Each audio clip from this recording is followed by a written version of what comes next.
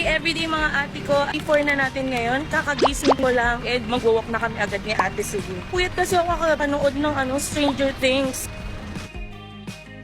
Guys, eto na, tatawid na tayo sa Shibuya Crossing ulit. Ayun, sakto rush hour kasi. So si Ate Celine nagutom na siya, bumili na siya ng saging. Ayan. Pwede pala bumili ng isang piraso dito. Guys, natanggal pa yung ko.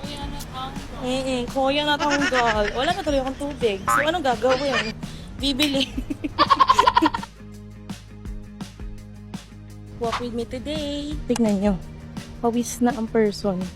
Ang ganda nitong thermal jacket na to. Guys, sinusulit ko na nga tong mga mini vlog na. Mag-ready na kaya kasi for the budol na ulit tayo. Hindi na natin ulit kumayo. Tapos na yung ating mga passion dyan.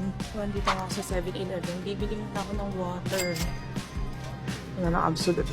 Dahil nga natapon yung tubig natin. Bili muna tayo, guys.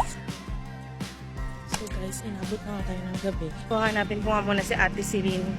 Dahil tapos na rin ako mag-walk.